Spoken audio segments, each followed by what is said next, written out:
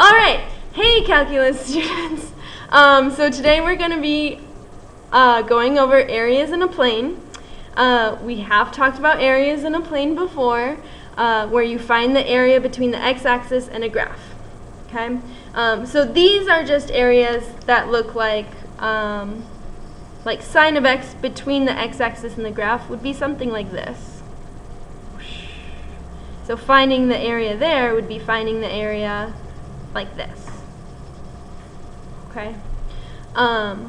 Today we're going to go further with this and look for, be able to find areas that are between two curves, so stuff more like this. First, we're just going to start with some review problems. So this is kind of like your warm-up. You can go ahead and pause me, try these two problems on your own. Attempt to not use your calculator, but if you have to, then you may use it. Okay, so here's the answers for this one.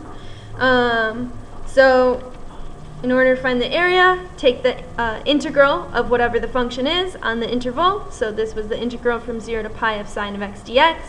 Antiderivative is negative cosine. Did you all remember his negative cosine? Yes, miss. Okay, cool. Then from 0 to pi, I want to remind you of some vocabulary from here to here. This is called the fundamental theorem of calculus part 1. The fundamental theorem of calculus part 1. If you're ever asked about that on the exam, it's really just taking this, taking an integral and splitting it up into big F of A minus big F of B. Or, yeah. So negative cosine of pi minus negative cosine of 0 ends up being 2. This one, slightly more challenging. Integral from negative pi over 4 to pi over 4 of secant squared. Antiderivative of secant squared is tangent. Tangent of pi over 4 is actually a nice case. It equals 1. Tangent of negative pi over 4 is negative 1. This area is also 2. Okay. Great job on those review problems. So we're going to move on to 2, which is more review. And this is actually like review. This is going to be algebra review. So this problem is asking you to find the x and the y coordinates of all the points where the graphs intersect. So we're finding intersection points, which the last time you probably did that was algebra 1 or something like that.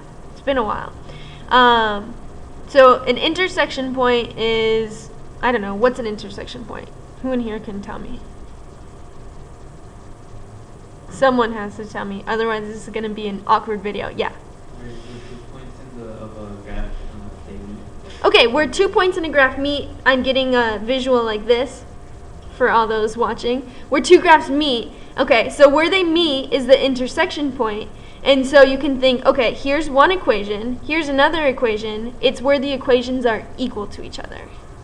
Okay, so algebraically, and we have to do this algebraically because we don't have a calculator, the way you find intersection points is by taking your 2 functions and setting them equal to each other.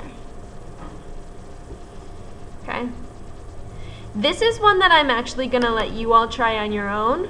I want to go over B with you because B is more challenging, so we'll do B together, and then A is one you can do on your own.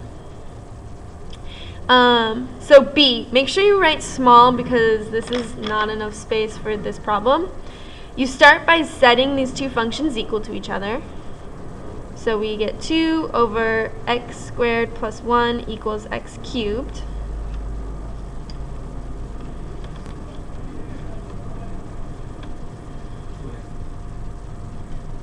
Oh, thank you.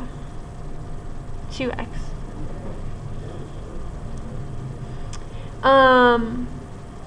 This looks like a mess. I see that there are like x's with different powers, so I know that eventually I'm going to have to factor, okay, because I have a bunch of different powers. So in order to factor, I need to set one side equal to 0. And I also want to get rid of the stupid fraction. So to get rid of the stupid fraction, I'm going to multiply both sides by x squared plus 1. Okay? So I'm multiplying everything times x squared plus 1. So on the left I get 2x, and on the right I'll get x to the 5th plus x cubed.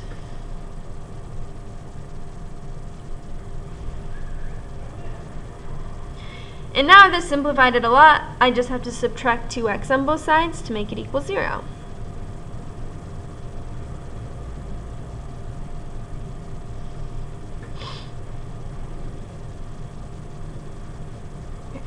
This is the reason why I'm doing this problem, is also because it's slightly more challenging to factor. The first move I'm going to do is factor out the greatest common factor, which is just x. So I'll start by taking out an x, and I'm left with x to the 4th plus x squared minus 2. And this might look like a lot, but this kind of thing you can factor the same way you factor something that has a square and a 1 here.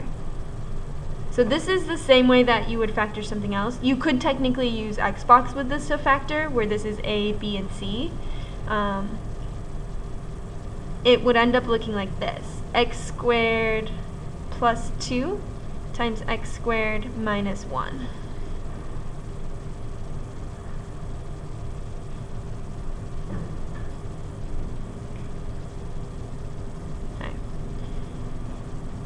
Hope you can kind of see how that works out. And then remember, when you factor, you take each of these factors, set it equal to 0, and solve for x. So with this first factor, I just get x equals 0. With this second factor, if I set this equal to 0 and solve for x, I would get negative square root of 2. Or no, the square root of negative 2, right? The square root of negative 2. This one doesn't actually work. It's an imaginary factor, so it does have a value, but we're dealing with real values here. So we don't care about that one. This one, I'd get x squared equals 1. So x equals both positive 1 and x equals negative 1 as well.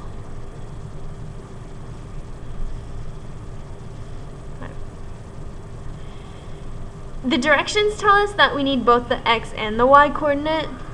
So how do I find the y coordinate? Plug in. Good. So plug it into either of the equations. It doesn't matter. I'm going to choose the more simple equation, and I'm going to plug it in there. So when I plug in 0, I get y equals 0. When I plug in 1, I get y equals 1.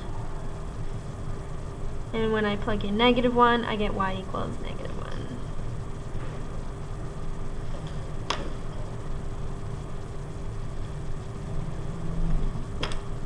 Cool. So you all can hit pause and try A on your own. I'll show you all the answers later. Okay, so go ahead, hit pause, try A on your own. Okay. Now we're going to look at these calculator-enabled problems. I know lots of you at home have your TI-84, but you can do this on your TI-84 basically the same way we're going to do it. So I'm still looking for where these two things are equal to each other. And so graphically, I could, honestly, you could try to do it algebraically. This is one that it's possible to do that, but if you have your calculator, might as well use it. So I'm going to flip over to my calculator. I'm going to go to my graph. Oh, thank God. I thought I did the thing where I got to function 99 and then couldn't escape. I think we've all been there. So e to the x. And hit the down button, x plus 1. Hit the down button. Cool. I get something like this.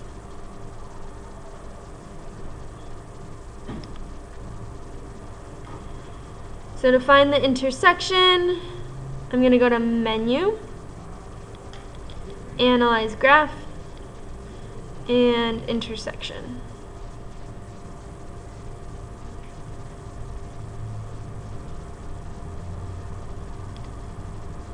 Lower bound just means go to the left of the intersection, so the lower x value. So go to the left,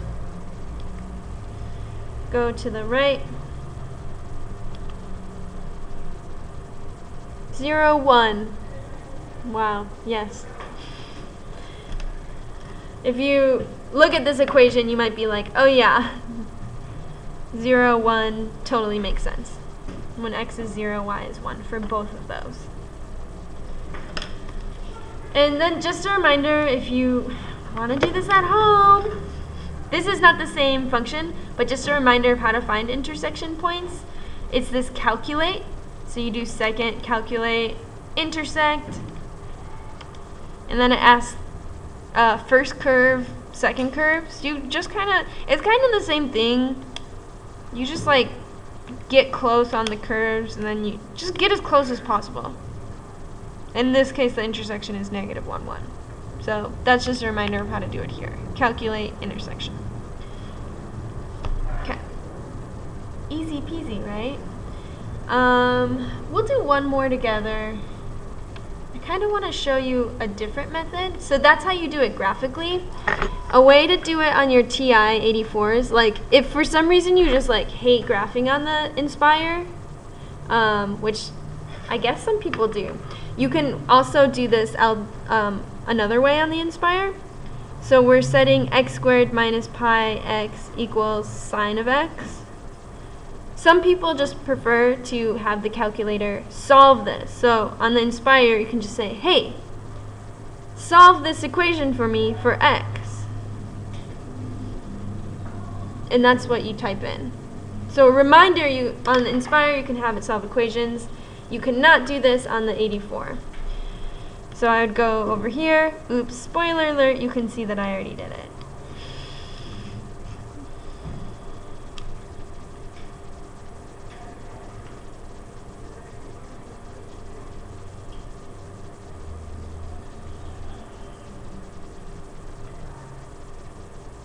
Okay. And I hope you can recognize 3.14159 as pi, obviously.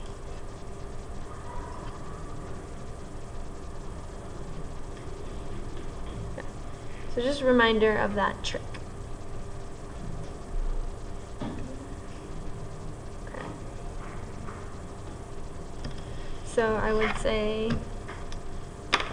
x equals 0 and x equals pi, and then find the y values.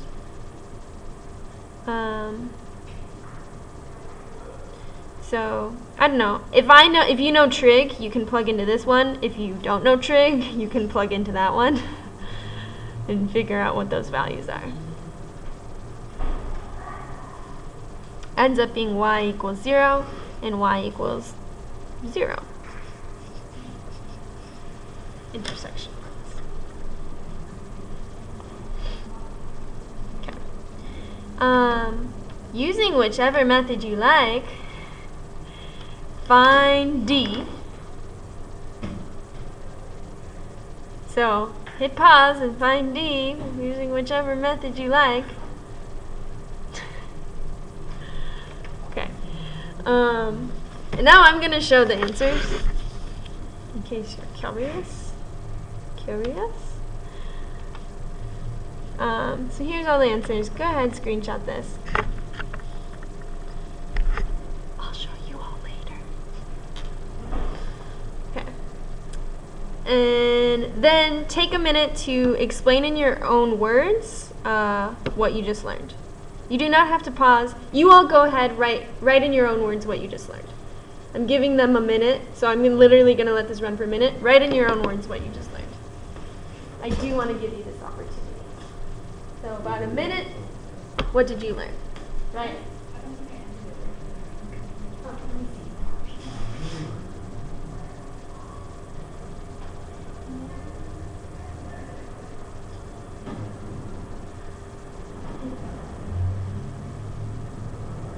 Oh, wait, this one is here.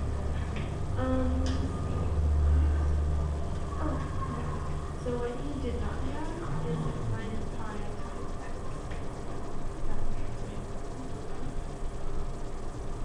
So there's that one. And then this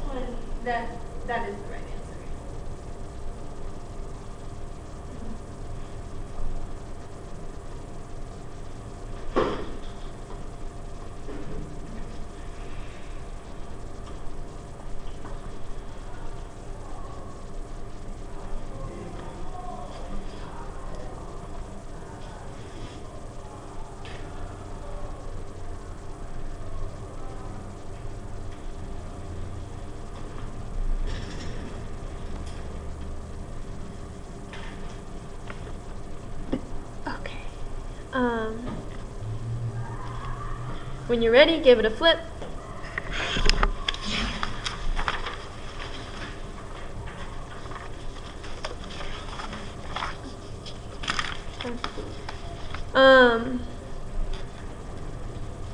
And go ahead, pause and read this paragraph. So pause and take a minute to read this paragraph. Okay, there's a lot of mathematical jargon in here, so I'm going to summarize what this says. This is kind of referring back to when you learned about Riemann sums. So Riemann sums is when you use a bunch of rectangles to approximate the area. So in these problems, in previous problems, all your Riemann sums looked like this. Like they were just on your x-axis because all the equations were also on the x-axis. So you had equations that you were just finding the area between the curve and the x-axis. So all your rectangles were there as well. Those problems still exist. You'll still have to do problems like this. But now you will not have to do a Riemann sum for these. You will only do Riemann sums on the x-axis. So don't worry about that. But this is just kind of relating to it. It's like, okay, let's say that we had to make a rectangle up here now. In order to figure out what the height of the rectangle is, we have to use a different technique. So let's say if this rectangle went all the way up to like 9, and then the bottom of the rectangle only went up to 5. What is the length of the rectangle? 4. 4! How did you know it was 4? I subtracted 9 by 5. Good. You subtracted 9 by 5. So in general, like for all these heights, you take the upper value and you subtract the lower value. So that's where they get this thing that says f of x minus g of x. You subtract the upper function minus the lower function to figure out that height there. Okay? Again, we're not going to do this actually with Riemann sums. So what this is referring to here, it's saying like if you had n equals infinity rectangles, so you had an infinite number of rectangles, the change in x would be so small that it is equivalent to the integral. So you're just taking the integral, instead of taking the integral of just the function, you're taking the integral of the upper function minus the lower function. So this is very, very similar to the problems you just did in the review, except you have to take the two functions into consideration. So the little note that we're going to make here is that it is upper function minus lower function. So you just have to be able to tell what's the function that's higher, what's the function that's lower.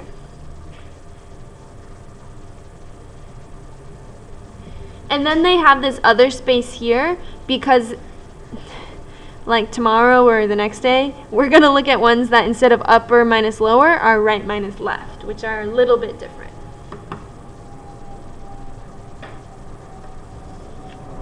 Okay, so it's just the upper function minus lower function. So, as we go through these problems, we're going to heavily just use your calculators to take integrals. I know that you can all take integrals because you did that in the review problems on the previous page. So we're just going to be using our calculators. On the AP exam, whatever you type into your calculator, you have to write on your page. So if we're using our calculators to solve integrals, you need to write what the integral is first, and then state whatever answer you get from your calculator. So this is just helping you practice knowing what to put on your page on the calculator portion of the free response. So you still have to write your whole integral and then let them know what answer they give you. So let's go through 1 and 2 together. Okay. So it says find the region bounded by the graphs x squared plus x plus 2 and negative x, and then between x equals 0 and x equals 1. It says first sketch it. Before I made copies, I sketched it, so you don't have to sketch them. I wanted to save time. You're welcome. So all the sketches are already there.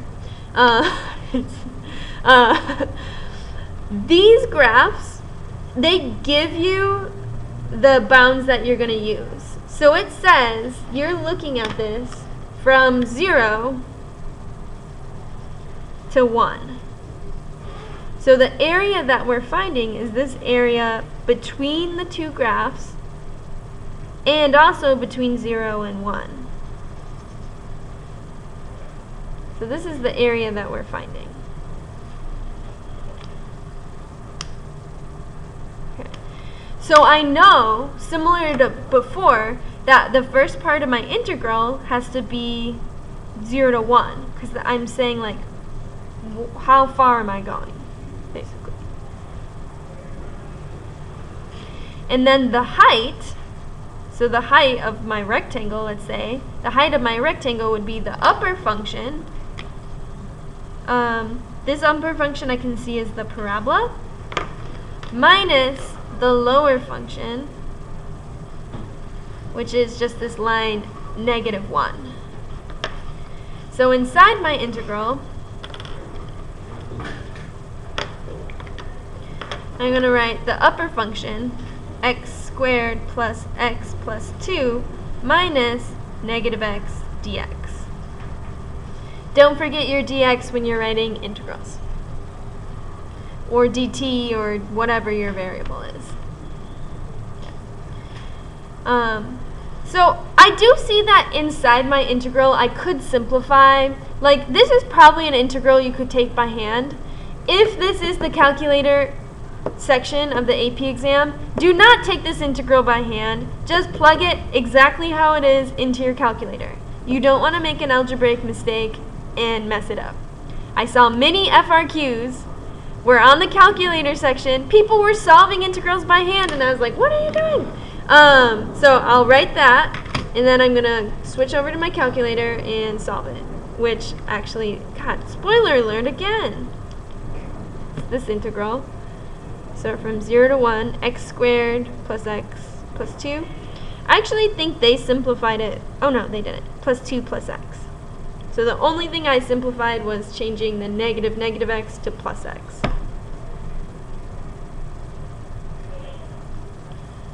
You should get 10 over 3.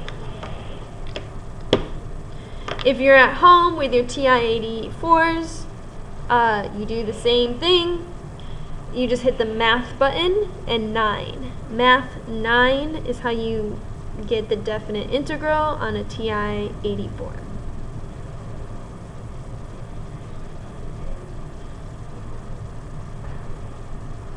You good? Oh, that's what you said. Yeah. Did you do simplifying you shouldn't have done? No, I did -2 to Okay, that's fine. Alright. So the area is 10 over 3. Just leave it as whatever fraction it gets you. You do not have to change it to a decimal. Okay. Alright. Let's look at example 2. Find the region bounded by the graphs. Oh. So you're going to see this bounded by the graphs a lot. It's basically find the space that's between the graphs. So the area bounded by the graphs here is this area right here. It's this part. Bounded.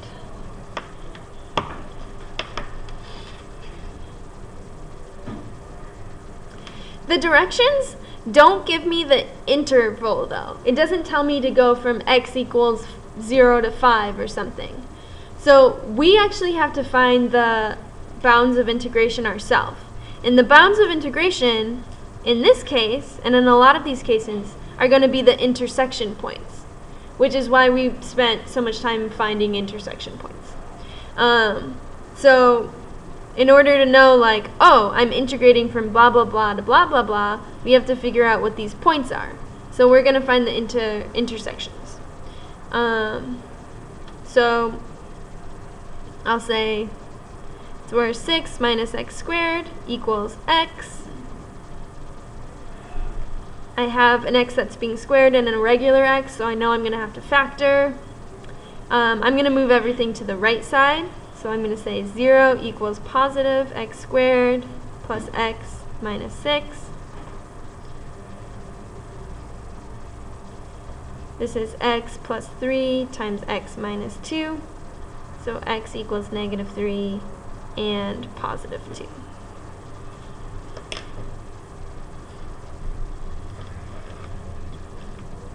Which, if you look at this graph, that makes sense. This looks like negative 3, that looks like positive 2. One thing is though, don't always trust graphs unless they like specifically tell you. Don't be like, oh, this looks like it's in the same place as negative 3. Make sure, like double check. So this goes from negative 3 to 2.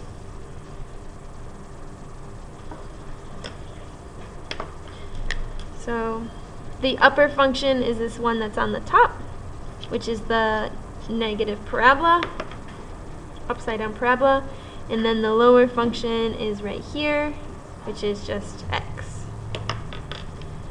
So you would write upper, just 6 minus x squared, minus the lower.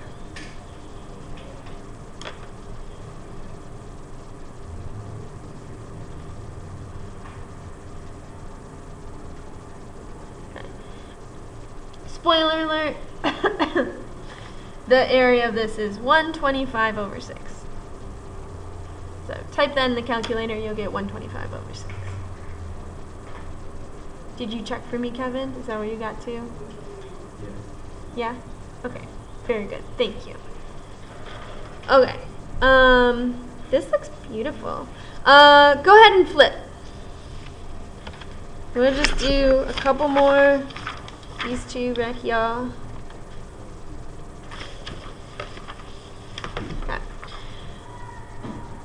Okay, so example 3 and example 4 get a little bit more challenging. We're not going to solve the whole thing together. I'm just going to show you how to set up how to find the area that you're integrating, and then I'll have you all set up your integrals. One thing that I'm going to tell you is make sure you read directions carefully. So 3 says, find the region bounded by the graphs x equals 1 and the first intersection of sine and cosine. So x equals 0 is this line right here. So I know that it's not going to go farther than that. And then the first intersection point is right there, so it's this area right here. So use the directions to figure out what is the actual area that you're trying to find. Then we just have to find this intersection point.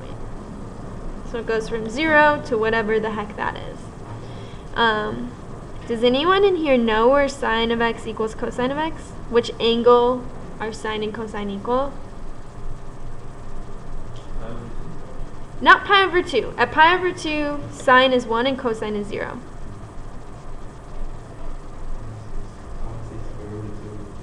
Square root of 2 over 2 are the coordinates. They're equal to each other. What's the angle at square root of 2 over 2?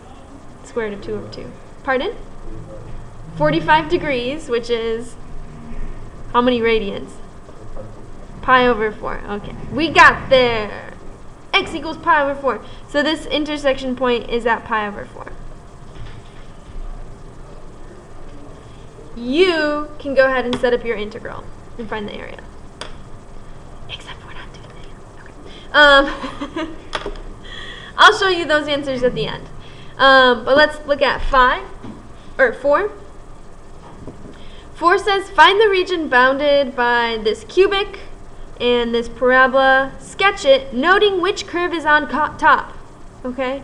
So the reason why it says note which curve is on top is because the area that's bounded by these graphs is this